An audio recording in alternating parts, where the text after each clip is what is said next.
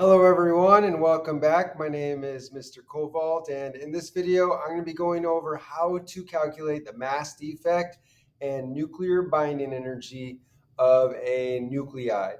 So let's get into this. So problem number one, they're asking us to calculate the mass defect and the nuclear binding energy per nucleon in mega electron volts for a carbon 16 isotope or nuclide. So they're giving us the mass. The mass of this isotope, this particular atom, is 16.014701 AMUs. Okay, some information we're going to need to use.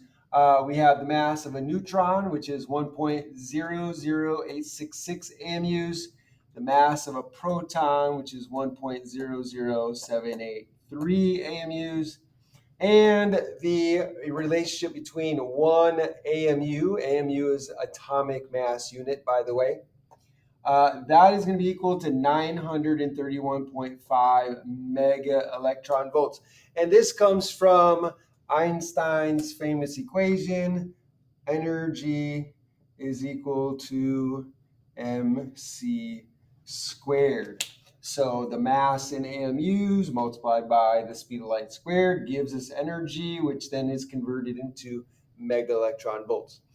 Okay, so we have this information. So what we need to do first is calculate the mass defect. The mass defect is the missing mass, the mass that is lost when you take all of the individual subatomic particles and put them together. In the process of putting them together, mass is lost. That's the mass defect. So what we need to do is calculate the total amount of mass of all of the neutrons and protons separated, and then compare that with the mass of the atom when it's all together in the nucleus. Okay? And if whatever the difference between those numbers will be is the mass defect. All right, so the first thing we need to do is calculate the mass of all the protons and neutrons separately. So we have, this is our isotope. So it's given the mass number 16. Remember, mass number tells us protons plus neutrons. It's carbon, so we know that all carbon atoms have a proton, a number of protons that is 6. So its atomic number is 6, so therefore it has 6 protons. So we know we have 6 protons. So the protons is equal to 6. Subtract that from this number, and what you have left is the neutrons, and that is 10. So the number of, so I'll call this number of protons, and the number of neutrons is going to be 10. So now all we need to do is take the number of protons, multiply that by the mass of a proton, and take the number of neutrons and multiply that by the mass of neutrons and add it together. So let's go ahead and do that. So I have 6 protons, and I'm going to multiply that by the mass of the proton, which is 1.00783 AMUs.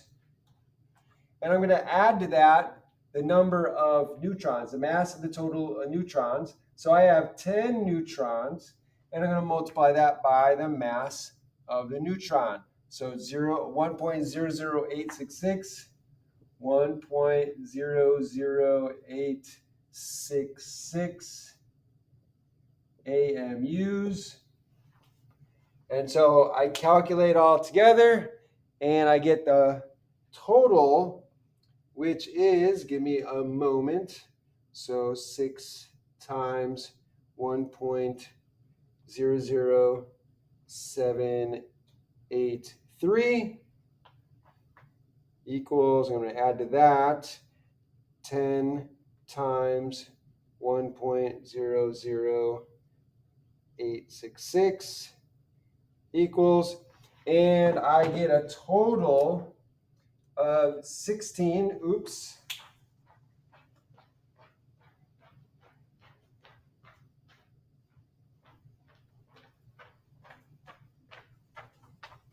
Sorry about that. Keeps going out on me. So I got 16.13358 AMUs. Okay, so this is the mass of the total number of protons and neutrons added together. So if I take these protons and neutrons and then put them together in a nucleus, one would expect the mass would be 16.13358 MUs, but it's not. Look at the mass of the nuclide here. It's not the same. There is a difference. The difference between these numbers is the mass defect. So all we need to do is take this number that's smaller and subtract it from the larger. So 16.014701 AMUs.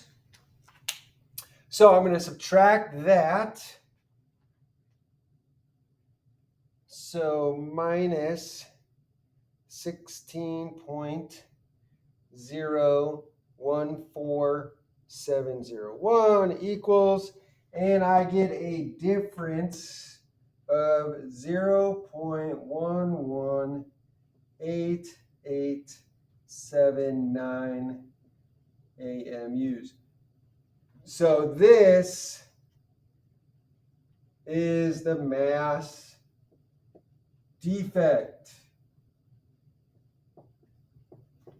The difference between the total mass of all protons and neutrons compared to the mass of your isotope that you are interested in.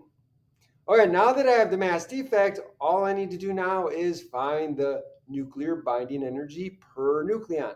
So first I need to calculate the total binding energy, and the total binding energy comes from the mass defect, because the idea is that that lost mass was converted into energy, and that energy is used to hold the nucleons together in the nucleus. This is part of what we are referring to as the strong nuclear force.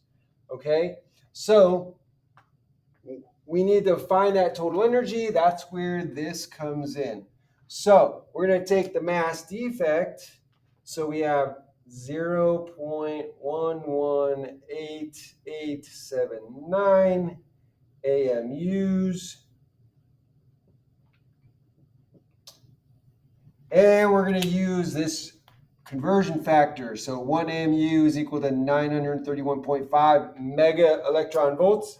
So let's go ahead and use that. So 1 AMU on the bottom and 931.5 mega electron volts on top. So AMUs cancel out.